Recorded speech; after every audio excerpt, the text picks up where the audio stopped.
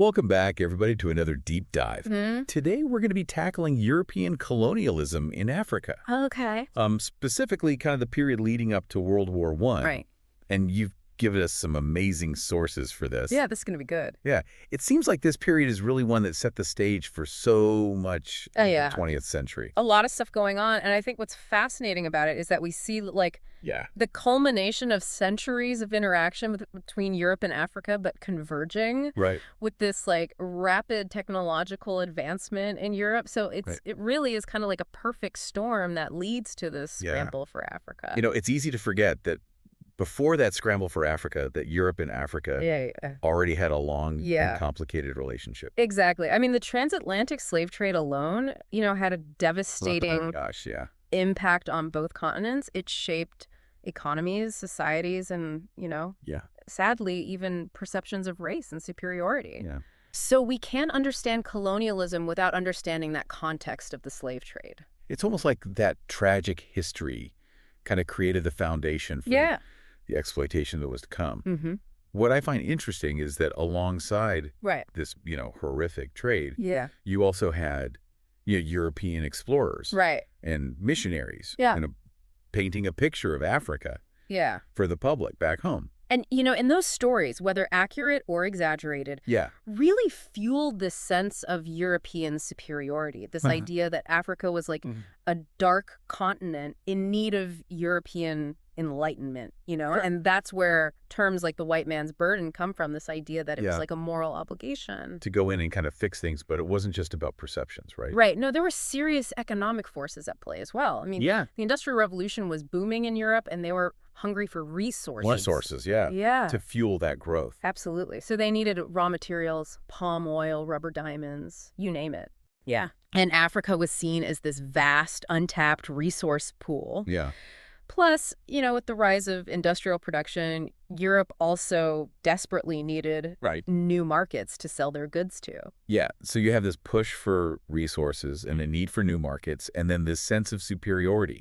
It's all coming together. That kind of justifies their actions. It's no wonder they set their sights on Africa. What I'm curious about is how that shift from, you know, coastal trading posts to full-blown colonization happened.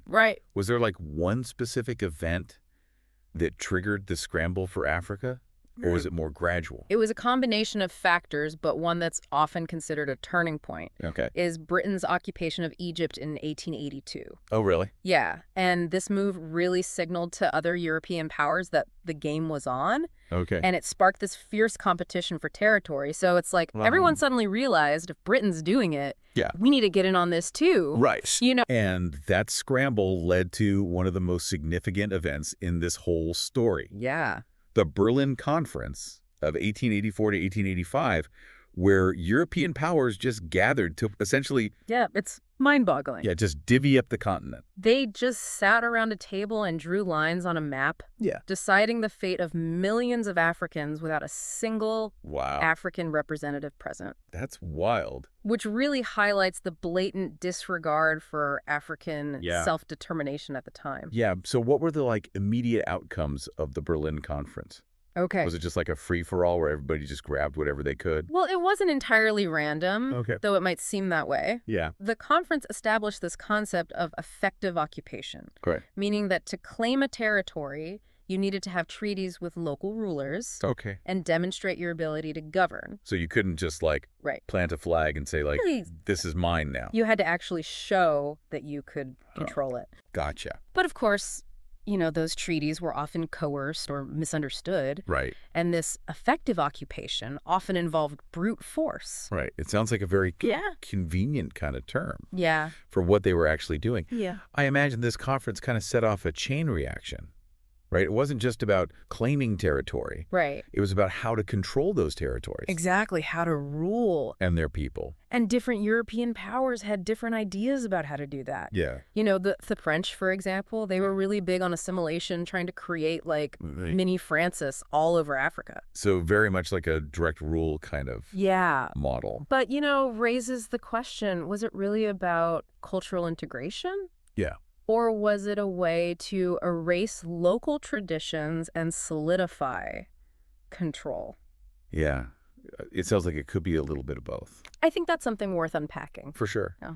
I'm also curious about how technology played a role in all of this. I mean, it's not a coincidence that this scramble for Africa happened. Right. Alongside, this period of rapid... It's all connected. ...technological advancement in Europe. Oh, absolutely not. I mean, technological advancements, like the Maxim gun breech, loading rifles... I mean, these gave Europeans a terrifying military advantage. Right. And then they also had steamboats to navigate rivers, telegraphs for communication, all of which facilitated their conquest of the continent. It's almost like conquering disease was a prerequisite to conquering the continent itself. That's true. Advances in tropical medicine allowed Europeans to penetrate deeper into Africa, survive longer. And before those medical breakthroughs, the death rate from diseases like malaria was staggering. Oh, wow. So these advancements really tipped the balance of power even further in Europe's favor. So it's clear that this confluence of factors, these economic pressure, racist ideologies, technological advancements, kind of created this perfect storm for colonialism. Yeah. But we haven't even touched on, the lasting impact of this colonial period. Right. And the various forms of African resistance that emerged. And that resistance is crucial to understanding the whole story. Yeah. It wasn't just passive acceptance. Africans fought back in all sorts of ways. Right. From organized political movements to armed rebellions. Yeah. Even acts of everyday defiance, It's a testament to their resilience and determination in the face of unimaginable odds. That's a really powerful point. Yeah. It seems like we've only just scratched the surface of this complex history. Absolutely. It looks like we have a lot more to uncover, especially about how those different European powers approach their rule and the impact that had on the African people. Let's dive into that next. I think you'll find it fascinating to see how these different colonial approaches played out and the long-lasting consequences they had. Awesome. Let's do it. Okay, so we've established that different European powers kind of approached colonial rule in Africa with their own distinct strategies. Yeah. So let's dive into those specifics a little bit. Okay. Starting with the British, their approach was often described as indirect rule, right? That's right. And unlike the French, who often aimed for assimilation, the British, often due to limited manpower, preferred to rule through existing local power structures. They would kind of prop up local chiefs. Exactly. They would prop up local chiefs and often, create warrant chiefs where no clear traditional leadership existed. Gotcha. And use them as intermediaries to govern. It's interesting because on the surface, it sounds less intrusive than the French model. Yeah. But I could see how that could lead to some serious complications. You hit the nail on the head. I mean, while it may have appeared less disruptive in the short term, it often had these unintended consequences. By empowering these chiefs, often arbitrarily chosen, the British unintentionally undermined traditional systems. Okay. And created opportunities for corruption. So you're saying it actually backfired in a way. Instead of preserving those existing power structures, it kind of ended up distorting them. Exactly. And it created resentment within communities. As chiefs were seen as these puppets of the British. Yeah. And they often used their newfound power for personal gain. Right. Plus, the British deliberately excluded educated Africans from positions of power. Oh, wow. Fearing they might challenge their rule. So this further widened the gap. Yeah, like a very strategic move to maintain control. Exactly. It's almost like they created a system that was designed to maintain control, but ended up sowing the seeds of discontent that would eventually lead to their downfall. Precisely. And let's not forget the Portuguese. Right. Yeah, the Portuguese had a very different approach altogether. Very different. They viewed their colonies as overseas provinces, extensions of Portugal itself. So less about ruling through the local leaders and more about direct integration. Yeah, their goal was assimilation. Okay. But on much stricter terms than the French. Okay. They implemented a system known as assimilado, where Africans had to meet a stringent set of criteria to even be considered... Like what? Fluency in Portuguese, conversion to Christianity, adoption of a European lifestyle. Wow. to be considered for kind of a second-class citizenship. Oh, wow. So that sounds incredibly difficult to achieve. Yeah, very few actually managed to meet those requirements. Yeah, I can imagine. And it created this stark social divide, even more pronounced than in other colonies. Yeah. And the Portuguese also heavily centralized power. Okay. So making decisions in Lisbon with little regard for local customs. It sounds like they really doubled down on that control. Yeah, they did. They left very little room for autonomy. Okay, so it seems like all of these different approaches, whether it's the British, the French, the Portuguese, they all kind of share this common thread of aiming to exploit resources and control people. Exactly. It's just the methods vary. Now, what about the Germans? I know their colonial period was much shorter. Right. Yeah. But I'm curious how they fit into this picture.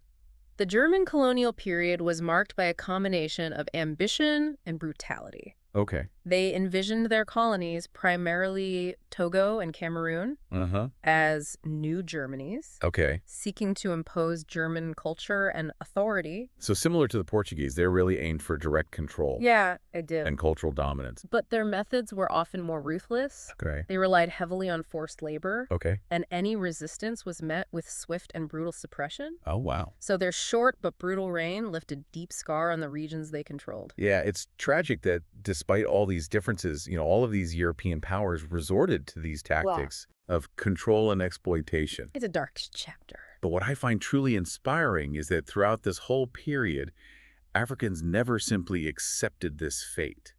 They resisted in all sorts of ways. Absolutely. African resistance was this constant undercurrent throughout the colonial period. And it took many forms, right? It did, from organized political movements like the Aborigines Rights Protection Society, challenging land grabs in the Gold Coast, to armed rebellions like the Asante Wars against the British. Yeah, so it wasn't just about those large-scale movements, though, right? You mentioned earlier this concept of everyday resistance. Right. Like those smaller acts of defiance. Exactly. That chipped away to colonial control. Things like maintaining cultural traditions in secret spreading rumors to undermine authority. Or even working slowly to disrupt colonial economic activity. Oh, wow, that's interesting. These may seem like small acts, but collectively they represented this powerful refusal to submit. Yeah. I'm struck by the sheer resilience and determination of the African people. Yeah. Throughout this period, it seems like we've established a pretty solid understanding of the motivations and methods of European colonialism. But the lasting consequences of this period, that's what really intrigues me. How did this relatively short period of intense colonization reshape the African continent in the long run? That's the crucial question, isn't it? Yeah. Because the effects of colonialism extend far beyond the colonial era itself. Right. It's a legacy that continues to shape the political, economic, and social realities of Africa today. Right. Yeah, it's almost mind-boggling to think about like the sheer scale of the changes that swept across Africa during this period. Right. But it's one thing to conquer and another thing entirely to control what were some of the most significant and long-lasting consequences of this colonial period. Well, one of the most obvious and enduring impacts, I think, is, those arbitrary borders that we talked about earlier? Yeah, right. I mean, the Berlin Conference, with its focus on dividing Africa among European powers. Right. Completely disregarded, existing ethnic and cultural and linguistic boundaries. So you had all these different groups, some with long histories of conflict. Exactly. Suddenly lumped together into these artificial nation states. It just seems like it's a recipe for disaster. A recipe for disaster. And it certainly created challenges that many African nations still grapple with today. Yep. I mean, these forced amalgamations often led to power imbalances. Yeah. They fueled ethnic tensions. They made it difficult to establish stable and unified governments. It's almost like they set these countries up for failure from the start. Yeah, and then on top of that, you've got the economic legacy. Right, because it wasn't just about extracting resources. Right. It was about completely reshaping African economies. Absolutely. I remember that colonial pact we touched on earlier. Yeah. African colonies were essentially forced into this system where they primarily exported raw materials to Europe and imported manufactured goods in return. Yeah. And this prevented the development of, diverse and self-sufficient economies. So it created this cycle of dependency that's just incredibly difficult to break free from. You did. They were essentially trapped in this role of providing resources for European industries while their own industrial development was stifled. And that economic dependency often continued even after independence. Right. As former colonies remained tied to their former colonizers through trade agreements. Oh, wow. And investments and, neocolonialism in action. It's clear that, like, those economic and political legacies are so deeply... Yeah, they're intertwined. Intertwined. But it wasn't just about resources and political control. Right. I mean, colonialism also had a profound impact on social structures. Oh, absolutely. And cultural identities. Yeah. You think about the disruption of traditional systems of governance. Yeah. The imposition of European legal systems and education models. Right. The psychological impact of being told that your culture and way of life are inferior. It's so much more than just like the physical presence of, Exactly. European powers on the continent. It's so much deeper than that. It is. I'm particularly fascinated by that concept of everyday resistance. Yeah. You mentioned earlier, it just speaks volumes about the resilience of the human spirit. It really does. Even in the face of, such overwhelming oppression. Those acts of defiance, whether it was preserving cultural practices in secret or subtly sabotaging colonial operations or simply refusing to fully assimilate. Right. It demonstrates the agency and determination of the African people. Yeah, it really challenges this like simplistic narrative that colonialism was just this one-sided imposition of power. It was a constant struggle. It was. This push and pull between colonizers and the colonized. And that struggle didn't end with independence. Right. The legacies of colonialism continue to shape the political, economic, and social landscapes of Africa today. So where do we go from here? What can we learn from this deep dive into, such a complex and often painful history? I think the key takeaway is that, understanding the past is essential for navigating the present and shaping the future. Yeah. Recognizing the lasting impact of colonial policies, the injustices that were perpetrated, the resilience of the African people. This is crucial for having informed discussions about contemporary issues. This deep dive has been truly eye-opening. I feel like we've only just scratched the surface. I know, it's just the beginning of this complex and fascinating history. And that's the beauty of it. There's always more to explore, more perspectives to consider, more connections to make. Right. This deep dive is just the beginning of your journey into understanding the impact of colonialism in Africa. Well, I, for one, am eager to continue that journey. Thank you for guiding us through it's my pleasure. This complex history. The pleasure was all mine. And to our listeners, remember that history is not just about the past. It's about understanding the present and shaping a more just and equitable future. So keep exploring, keep questioning, and keep diving deep. That's a wrap for today's deep dive. We'll see you next time for another fascinating exploration.